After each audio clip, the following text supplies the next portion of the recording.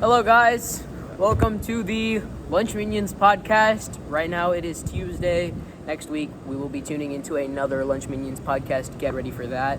Our topic today is about power creep in video games, and more specifically, power creep in Pokemon. Pokemon has released this new game called Pokemon Trading Card Game Pocket on the phones, which, it's an incredibly fun game, and it's been a great success in multiple different countries, like especially the United States and Japan. But the issue that we're going to be talking about is power creep specifically in Pokemon. So today I've got a guest speaker here, a professional Pokemon trading card game aficionado, Nevin James. Hello. What do you have to say about this?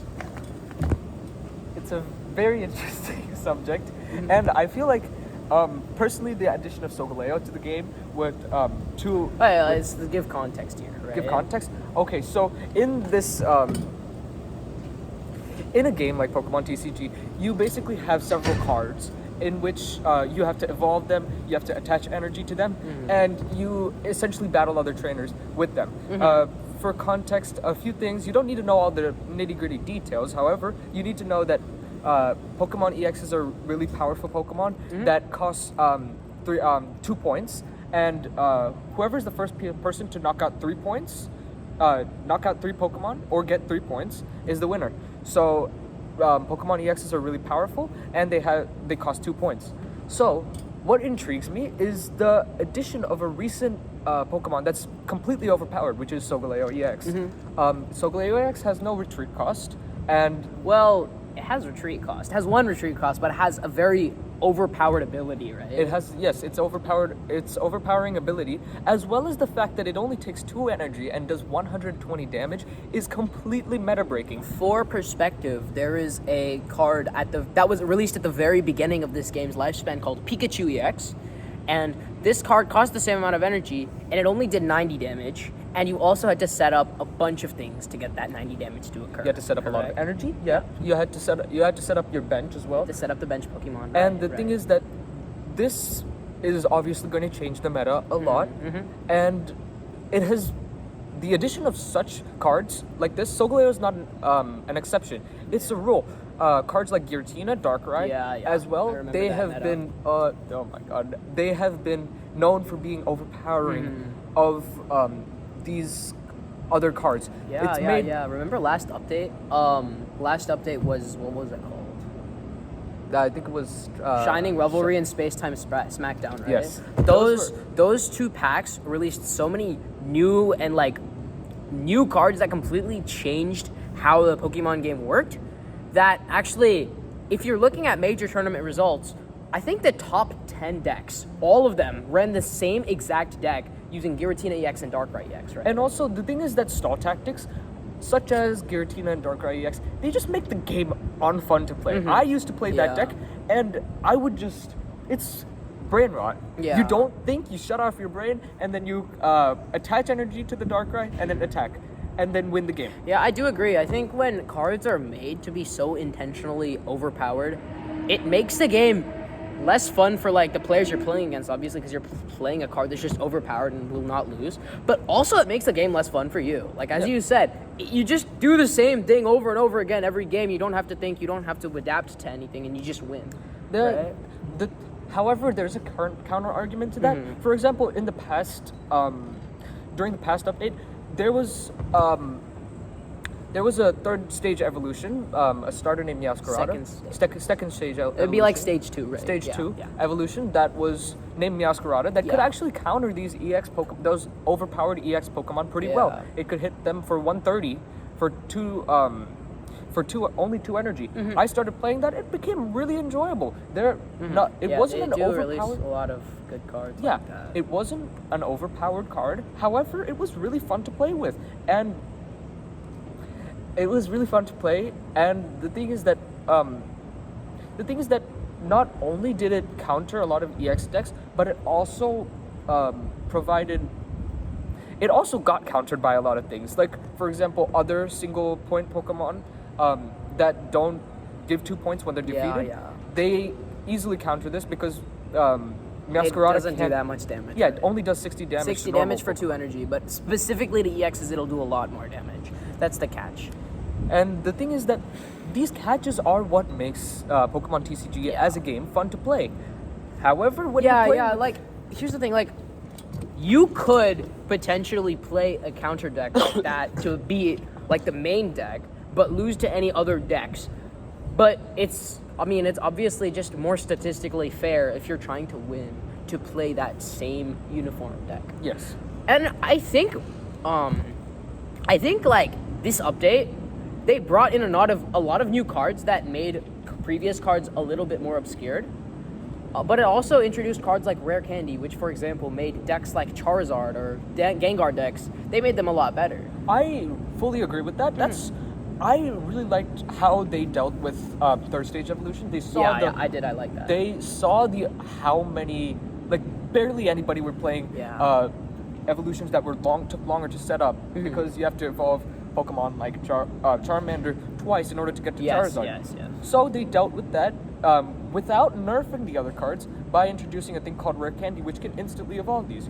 And that's also switched up the meta a lot. Also established counters to Rare Candy like Vikavolt. What Vikavolt does is, because Rare Candy is an item, Vikavolt is a stage 2 evolution that every turn when it performs the move, it's 2 energy for 70 damage, which is good. It's alright. But the main catch is that the opponent is unable to play any item cards. So Rare Candy cannot be used in that way, and you can beat Rare Candy users like that. So I think this update created a very, very like diverse amount of usable decks. Like obviously you have the Solgaleo issue, right? Of course. But I haven't seen, at least in the games that I've played, I don't really see Solgaleo as often as I thought I would. I see Solgaleo, I see Lunala, I see Passimian sometimes. Passimian has been we're starting to see back when the second update came out. What was it?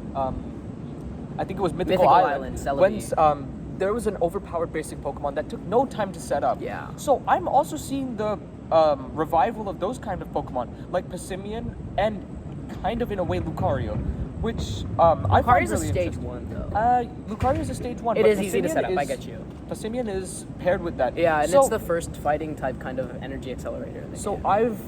I'm thankful to TCG for eliminating the things that make the game unfun. For example, Yeah. stall decks. No gracias, por favor. Yeah. Those are very annoying to deal with, and I appreciate that they have considered other cards. Yeah. Now going back to the main issue, they have introduced new cards that are fun to play. Yes. But this definitely does make old cards completely obscure. Like, do you see any good genetic Apex decks now? Absolutely. Nobody plays except Mewtwo. Except Charizard. Absolutely. But nothing. here's the thing: Charizard is 4 energy. Yes, that's right? true. Like, And- I see the Stoke Charizard, which is from last update, more than the Charizard from Genetic Apex. And that Genetic Apex is the very first update that came out. Yeah. And what happened was that they released a new version of Charizard EX that is from the latest update, which was Shining Revelry. Yeah. And It was balanced. I would say, like, it was pretty balanced relative to the old Charizard card. It was similar, but it's much better. It's much better to use that new Charizard with Rare Candy now. absolutely, yes. Yeah. Because So why do it's- you think like games, introduce these new cards and make old cards obscure? I mean, it's the same reason that games include DLCs, games include new content. This game actually TCG does have a premium pass, but it doesn't exactly give you any more content. It just allows you to open a few more packs. Yeah, for like cosmetics and other And- packs, right? Yeah. Absolutely. Yeah. And what happened was that during the beginning stages, TCG didn't have that much retention of their players because they weren't adding anything, at least not anything completely special. So they introduced things like shinies. They introduced immersive cards, which are really cool cards, as well as opening up new regions. Like they brought in Sinnoh, they brought in Alola. Yes, and And they had the Kanto one first. Like, the first update was what? It was Genetic Apex was like the first, like the introductory set, right? That was the thing. When the game came out, it was Genetic Apex. But it took like another 2.5 months until another set released. And that was Mythical Island. It only had like a few new cards. It wasn't a very big update. at all. exactly, and that only brought maybe a single meta player, which is Celebi EX, Yeah. into the game. But now you see like every month, right? Newer cards are being released at a faster pace, which I don't think I've completed it's not like like I might have completed the genetic apex, Pokedex, collected yes. all of the cards there, or like 90% of them, and kind of gotten bored of opening packs. But because they're releasing new content so much quicker, it keeps the game new. And you're also encouraged. They also release packs before you're even able to complete other ones. So you're actually encouraged in a lot of ways to go back to the other packs and reopen them as well, which is really interesting. Sort of, not entirely. At least for me, I kind of lost interest at one point, and then I had to go back. I had to open new packs. And one last thing before we wrap up, as we're reaching our time limit, is that TCG has actually not been as money hungry and money grabbing as a lot of other games, such as And Supercell it games. could have very much will been. It's the whole point of the game is to collect things. So spending more money to collect new things, I mean, it is definitely very beneficial, but it's not like you are going to not win games without spending money. Like Yes, it is with other it's games. very free to play friendly.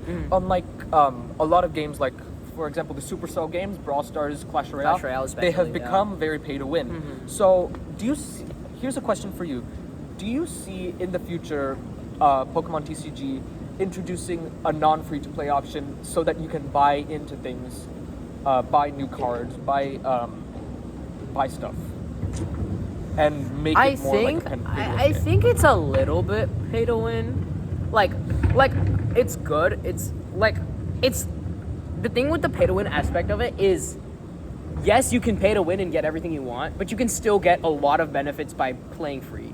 So I think that like with the addition of pack points, right? Pack points, what happen? Like there's this system called pack points where every time you open a pack, you get these points, and you can use those points to buy specific cards. It takes a lot of points to buy an individual card, but that option is always there. The thing is that pay to win players, they spend money to open more packs on a more regular basis, thus getting more pack points and thus being able to buy the cards that they really want. But I know somebody who has the premium pass. He says it's not worth it. It's only 1 or 2 extra packs. So at the end of the day, this game is really free to play friendly, and that's. Yeah, I think it serves as a model for future games to, actually make profit off of players without, disbalancing the game and making the game too catered towards one side of the spectrum. Okay. Thank you guys. Again, tune in next week for the next podcast that we have. Thank you.